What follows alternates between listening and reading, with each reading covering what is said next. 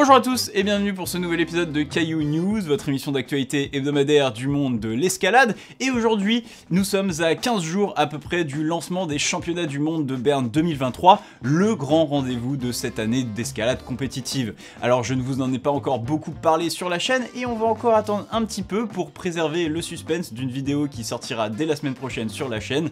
Ceci étant, on va quand même parler aujourd'hui des sélections de l'équipe de France pour ce grand rendez-vous et on reviendra aussi sur la libération d'un bloc extrême qui a eu lieu en Russie il y a de cela quelques semaines et dont la vidéo vient de sortir. On est parti. News numéro 1, il y a quelques semaines, je vous parlais de la libération d'un nouveau bloc extrême, Black Flip Seat Start 8C+/9A par le russe Vadim Timonov sur le site de Jan Tugan en Russie. Et bien cette semaine, le russe vient de mettre en ligne sur sa chaîne YouTube Climbing Hub l'histoire et surtout la vidéo de la libération de ce bloc. 3 voyages, dont les 2 premiers sans que celui-ci ne soit son principal projet, 4 sessions pour réussir les mouvements indépendamment, encore plus pour trouver une bêta qui lui convienne, des dizaines d'autres pour se convaincre que le départ assis était possible, et waouh, ce mec peut clipper directement son oreille en arrivant au relais, c'est exceptionnel. Mais au-delà de son enchaînement, Vadim nous raconte également sa galère en tant que citoyen russe et son obligation d'abandonner son projet de Burden of Dreams, pourtant situé à moins de 400 km de chez lui à cause de la fermeture des frontières. Un bien triste événement qui l'aura obligé à revoir ses plans, repartir de zéro pour tout reconstruire, et pourtant après 3 ans d'efforts, c'est avec l'enchaînement de ce nouveau bloc extrême que bordel de merde, mais qu'est-ce que c'est que ce truc? Enfin bon, on espère tout comme Vadim qu'un beau jour la situation mondiale s'apaisera et que d'autres grimpeurs talentueux pourront venir mettre les mains dans ce bloc, histoire de confirmer, voire de rehausser quelque peu la cotation. News numéro 2, et comme je vous le disais en introduction d'épisode, il est possible qu'en ce début de mois d'août, les Caillou News prennent une tournure très compétitive. Ceci étant, si j'avais prévu d'attendre la semaine prochaine pour commencer à vous parler des championnats du monde de Berne, on connaît depuis ce week-end et l'étape de difficulté qui avait lieu à Briançon, la composition finale de l'équipe de France qui se présentera pour ce rendez-vous planétaire. Alors chez les hommes, pas vraiment de surprise en particulier, on retrouve évidemment Mejdi Schalk, surdominant lors du circuit de bloc 2023, mais aussi Paul Jemft, Sam Havzu ou encore l'Olympien Mika Mawem, et surtout, nous étions heureux de voir que Manu Cornu, qui avait récemment déclaré faire une pause de Coupe du Monde à cause d'une blessure récurrente au coude, serait lui aussi de la partie. Par contre, chez les femmes, le suspense était encore entier, et si Oriane Berton, Manon Illy et Hélène Janico disposaient déjà de leur ticket pour les 2 disciplines, sans oublier Flavico pour le bloc, il restait encore 3 places à distribuer, 2 en diff et 1 en bloc. Des places que la fédération a choisi de distribuer à l'issue des résultats de l'étape de Briançon qui se déroulait ce week-end, une décision qui n'a pas vraiment fait plaisir à l'une des principales intéressées. En effet, Fanny Gibert a publié un post sur Instagram pour partager son incompréhension et sa déception vis-à-vis de sa non-sélection. Fanny Gibert, vous la connaissez sûrement, il s'agit de l'une, si ce n'est la grimpeuse française la plus performante des 10 dernières années en Coupe du Monde, avec plusieurs podiums. Un peu plus dans le dur depuis quelques années, Fanny avait pourtant réalisé une très bonne saison de bloc avec une finale et plusieurs top 10 cette année. Malheureusement, les sélectionneurs de l'équipe de France n'avaient pas encore été convaincus par les performances de Fanny, et c'est sur l'étape de Briançon que tout devait se décider.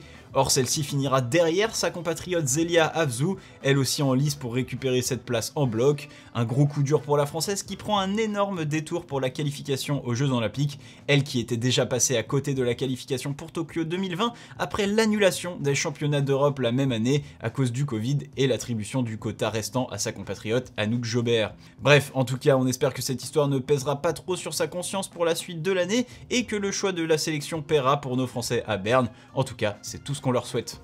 Dans le reste des news, ça fait un petit moment qu'on n'a pas parlé de Stefano Ghisolfi, le grimpeur italien de retour en compétition à Briançon, avec un résultat mi-figue mi-raisin disons, a récemment mis en ligne une vidéo répondant aux différentes questions de ses abonnés à propos de la voie Silence. Vous vous en rappelez peut-être, juste après avoir terminé sa saison sur le blog Burden of Dreams en Finlande, Stefano s'était directement rendu en Norvège pour continuer de travailler Silence, première voie côté 9C au monde. Alors comme d'habitude, je vous mets le lien en description et je vous laisse avec ces images du meilleur lien réalisé par le grimpeur italien dans la voie, un post publié cette semaine sur ses réseaux sociaux et où on peut y voir Stefano dans le crux principal de Silence. Bref, il reste encore un petit peu de chemin à Stefano, donc on lui souhaite bon courage pour son prochain voyage. Et voilà, c'est tout pour les news, et maintenant on passe aux croix de la semaine.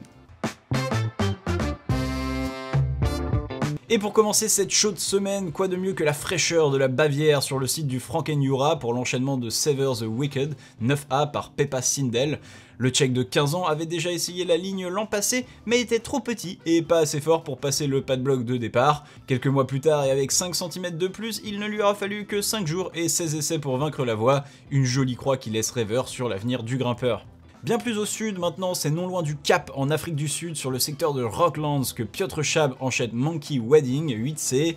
Le Polonais est en quête de croix et n'y va pas de main morte avec plus de 16 réalisations dans le 8 à bloc et plus depuis son arrivée sur le continent africain.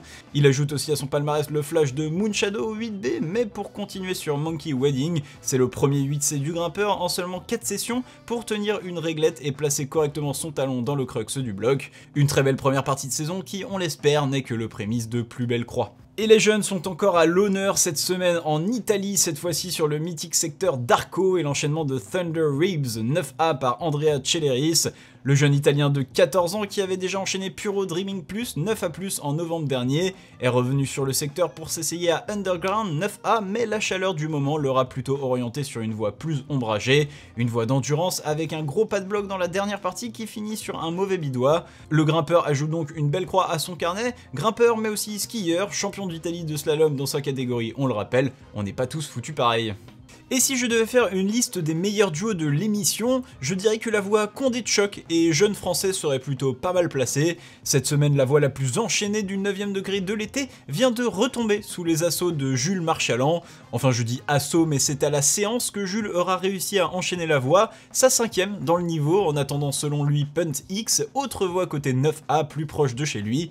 Ah, et petite anecdote sur le grimpeur, Jules qui se plaçait 10e à Briançon avait fait forte impression en participant à la compétition avec un chausson troué. En effet, le grimpeur s'était cassé le gros orteil il y a de cela 13 mois en faisant un match de rugby avec des amis. Le grimpeur avait par la suite troué son chausson pour pouvoir l'enfiler avec son orteil cassé. Depuis, l'orteil lui s'est réparé, mais le français n'a pas réparé le chausson. Bref, trop facile. Et voilà, cet épisode de Caillou News est maintenant terminé, et comme d'habitude j'espère qu'il vous aura plu. Moi je vous invite à laisser un j'aime sur la vidéo, à vous abonner à la chaîne si ce n'est pas déjà fait, et à laisser un commentaire si le cœur vous en dit. Sur ce, je vous dis à la semaine prochaine pour de nouvelles informations, et surtout pour une vidéo un petit peu spéciale sur les championnats du monde de Berne. À la semaine prochaine, tchuss!